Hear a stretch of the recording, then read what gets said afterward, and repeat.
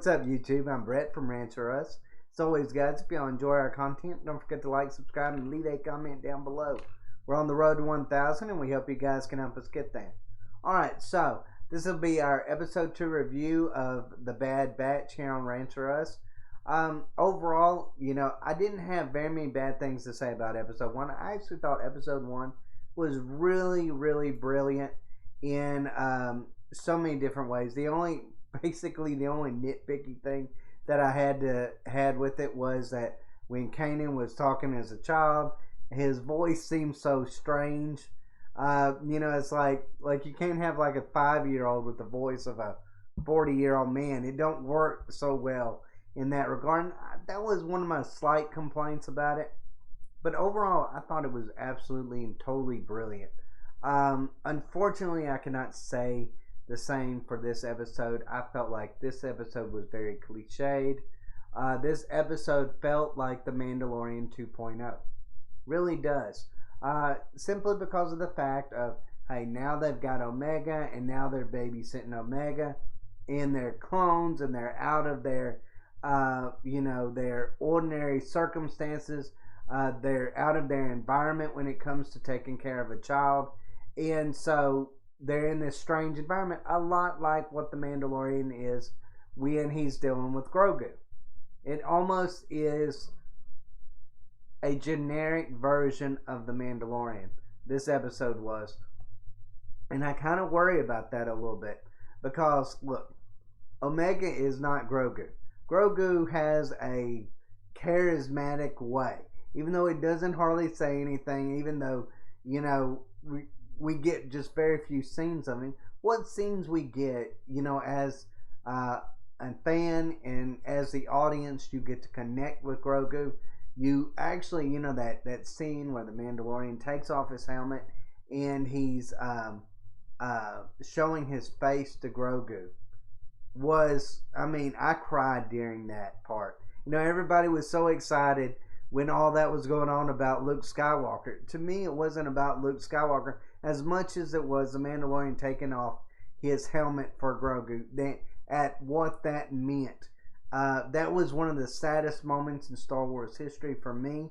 And unfortunately, I don't think we're going to get that same feeling when, Hunter and some of the Bad Batch start being comfortable with raising a child. Simply because, look, as interesting as they are as individual characters, Omega is not Grogu. She doesn't have that same charisma.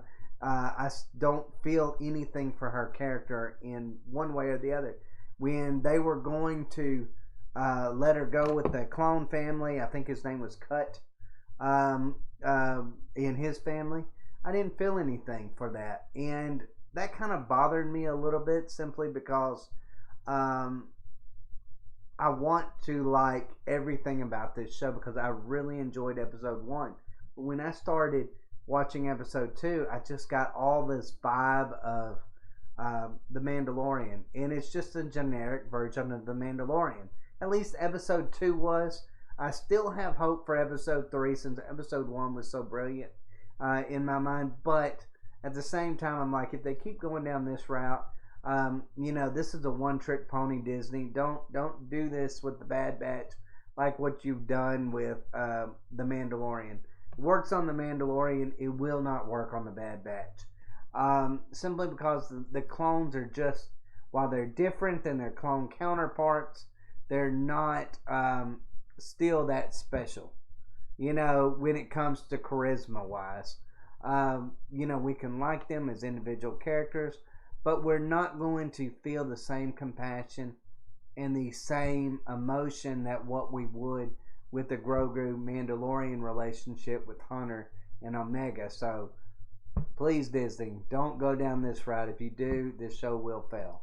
I will say I enjoyed the very first part of this episode, and for the dumbest reasons. Frog chickens. That's something that I haven't seen before on in Star Wars. It might have showed up in former Clone Wars episodes, and maybe I just completely and totally missed it, but I thought the frog chickens were really cool. I thought the apex predators They're on, I believe the planet's name was Salukami, but I could be completely and totally wrong about that. But I believe that's what I heard. Um, Overall, I felt like the creatures were interesting. The visuals in episode 2 were just as brilliant as what they were in episode 1. I mean, it's amazing how far we've come since the first season of the Clone Wars compared to now. I mean, it's just night and day. Go back and watch the first season of the Clone Wars and then watch this season of even the Bad Batch or even the last season of the Clone Wars, and you'll be amazed by how beautiful everything looks. I mean, it's gorgeous. I would even go so far as say it looks better on the Clone Wars and the Bad Batch as what it did in any of the movies put together. But overall, I will say this: it's another episode where that we get to see previous people that we've seen before on the Clone Wars. Cut and his wife, I forget her name. We've seen them. He was a deserter that was doing the whole individuality thing as well. Kind of what it seems like this season of the Bad Batch is all about is individuality. And he's now got a family. He is, they're raising it on this secluded farm and this secluded planet. And another thing that we've seen a million times before, we've seen it in Rebels, and we've seen it in the Clone Wars a million times, especially in Rebels. It seemed like almost every episode in Rebels involved this being stuck on a planet that the Empire is controlling and not being able to get yourself off of it. That to me is starting to get really old really quick. I feel like as brilliant as as much as I've loved the Clone Wars series, I feel like, and I even enjoyed Rebels as well, but I feel like they're just rehashing the same problems. I wish they would do something a little bit different. Of course, they're stuck on a planet and they got to do something dangerous to get off of it, and they're saved at the last minute and are able to do what they need to be doing. That's been done a million times before on Rebels and the Clone Wars, so I'm not really that impressed by the whole plot line of this episode. You knew they were going to succeed. You knew at the end of the day that while Hunter was wanting Omega to go with Cut and his family off-world to a safe, secure place where that the Empire wouldn't find them, you knew right off the bat she wasn't going to do that. They're going to have her on this show. And like I said, it feels right now like The Mandalorian 2.0. And I'm really kind of distressed about that a little bit. But I haven't seen something so far in the Bad Batch that was unique. I just haven't seen anything about it that separates it. Kind of like what the Rebels felt like separated itself from Clone Wars. And Clone Wars seemed like it separated itself from the movies. But it seems like the Bad Batch doesn't do that. The Bad Batch clearly wants you to think that this is just another episode of the Clone Wars. And, for good or bad, and I love the Clone Wars. It's one of my favorite series of all time. And by far my favorite Star Wars series of all time. I still kind of would like to see maybe something a little bit different from them. And so I'm a little bit disappointed in that regard as well. Like I said, Omega is bland. We get to see some of the personality of the Bad Batch, but that wasn't really on display this episode very much compared to what it was last episode. Cut and his family were interesting, but not interesting enough to make a whole show over or a whole episode over them. His wife is one heck of a sharpshooter. That was really cool. But as far as their family dynamic, nothing really stuck out to me. The only thing that was kind of a little bit menacing was we're getting to see how things are changing with the Empire compared to the Republic, and how kind of scary it is for a lot of people. I mean, it's like basically a coup is taking place, and people, because they're in these remote worlds, they haven't even realized really what's going on until it's too late. By that time, they can't, take off anywhere. And there is a sense of tragedy in that regard. That these people they're stuck in this under the empire's control, and before they can even react to it or even stand to fight it, basically everything gets taken from them. It's kind of so that kind of is, I will say, a little bit scary in a way, because I mean, look, that's something we've seen a million times in the best action movies when it involves, whether it be terrorists or whether it be, countries that's being invaded. By the time the populace actually even realize what is going on, it's way too late, and you really get that sense of foreboding in this episode as well. So I mean, yeah, it is something cool that getting to see the beginning stages of the empire and just really how they were able to take control. And it was just basically what it seems like, just not necessarily out of force, but just because they caught a lot of these places off guard. Before they realize what was going on, they think so much that it's a republic. They think it's just maybe a name change, and then next thing you know, they start getting, their ships taken, like in this, and put on record, and their names. They start getting, there's this forget who says it on this episode, where it says that clones wanted names, and now regular people are getting numbers like what the clones have, and how weird that is in their world. So I thought that part was actually kind of interesting. We've heard about the chain codes before.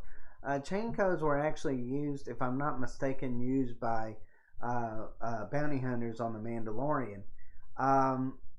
So I mean, it's kind of, by that time, it's kind of the norm. But during this time, this is the very beginning stages of it, and kind of just shows you, okay, it's not just the government that's using these codes. It is it's bounty hunters as well, to get their prey, basically, or to identify their prey. I mean, it's kind of one of those scary little things you see movies all the time, that talking about identity codes, and how scary they can be in a really technological world. It's something that in 2021 we have to face now. What is privacy technically? We think privacy is our own computers and things along those lines, but at any time, your privacy can be either stolen, or it can be used for various different purposes by various different groups and people, and that's scary in 2021. So in a way, we can kind of relate to that aspect of it. But yeah, like I said, the plot line of being trapped on a planet, seen it before, nothing new there. In fact, that seemed like that was facing collagen. That's all hype. Sorry about that. It seemed like that was basically the entire plot line of Rebels altogether. So I mean, yeah, we've seen it a million times before. I don't know. I mean, overall, I will say this. I thought this episode was incredibly weak. It definitely wasn't as strong. It didn't, as what the first episode was. It didn't expand on the plot. We didn't get to learn anything more about Omega. We didn't get to see, the Empire chasing after them. We didn't get to see any of that. But we did get a lot of these cliched situations of being trapped on a planet and not being able to get out, and then having to use some kind of code to be able to get off at the very last moment when stormtroopers are coming at you. One thing that actually was kind of weird in this episode is it seemed like episode 1 Stormtroopers were a little bit more of a threat. It felt like on this one, a little less of a threat. It felt like when the Bad Batch came about, it just felt like the regular troopers were just unimportant and didn't have the same abilities as what they did. But in this episode, for some weird reason, they find themselves pinned down by a handful of them. I didn't quite understand that. I didn't understand why Wrecker didn't just, bull through them and, just take out every single one of them without even the slightest bit of hesitation. So I kind of felt like that was a huge difference between what they showed in episode 1 compared to what they show in episode 2. So it kind of makes me think, okay, it's going to be one of those shows that, depending upon what situation they're in and what the writers are wanting out of that situation, basically the real world aspect of it that they show in episode 1 will not necessarily sustain to other episodes depending upon the situation. Sometimes these regular clone troopers might be a threat to them, and other times they might just be cannon fodder. So I kind of don't like that aspect of it. But the one thing that this show does do well is, like I said, it is beautiful in a lot of ways. I don't believe that this whole father-daughter relationship between Omega and Hunter are going to necessarily work out. I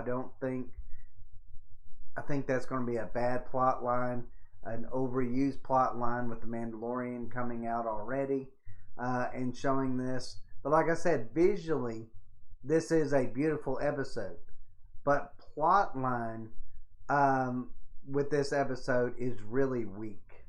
Weak to the extreme. So much so that I would give this episode, while I gave the episode, high grade, and it was only because I was nitpicking that I gave it such a low grade as what I did, I would give this episode a 5 out of 10. I really would. Nothing happened. Nothing happened except the normal cliched situations that we've all come to expect from Rebels and the Clone Wars. That was it. And of course, like I said, not interested in the Mandalorian 2.0, so please, Disney, don't do this with the Bad Batch. I knew Omega would be a problem from the moment I saw her. I was really hoping she would go with that family and maybe, show up every now and then. I'm kind of sad to see her continue on the journey with them. But, we'll just have to see. Maybe she'll get some kind of powers where what they've been hinting at. That she'll become a useful part of the Bad Batch. Hopefully this season and not like season 3 or season 4. I hope that's not the case. But we'll just have to see. But overall, this felt like the worst aspects of the Clone Wars and Rebels. It didn't feel unique. It didn't feel different. And that's what really the Bad Batch is really supposed to do. It's to make us feel unique.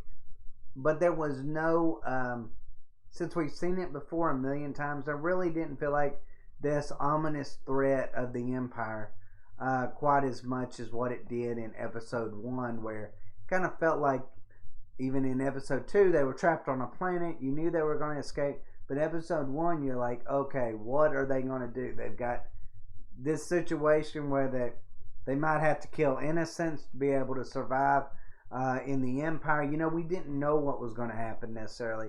Where in this episode it was, like I said, very cliched, very predictable in a lot of different ways. So besides the frog chickens, not a whole lot more to say on this episode. Like I said, I give it a 5 out of 10.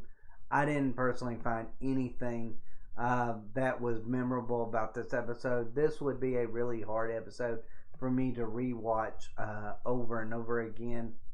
I don't like watching explanations of what dirt is. I just don't care about that part. So yeah, the Bad Batch, I'm hoping you're going to do good in episode 3.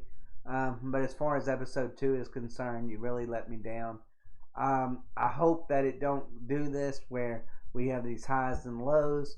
I was hoping for each episode to build upon each itself, but unfortunately, episode 2 failed miserably in that regard, and it looks like episode 3 might be the teller of how this season and this show will necessarily go.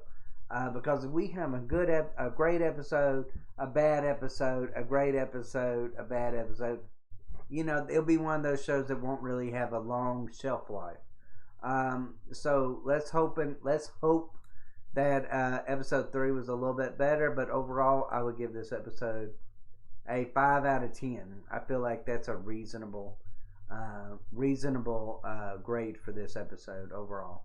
But guys, let me know what y'all think down in the comment sections down below. Did you love it? Did you hate it? I personally hated it. But let me know. Let me know your opinions. Let me know if my grade is a little bit too critical. Let me know if I wasn't critical enough. But as always, guys, thanks for watching.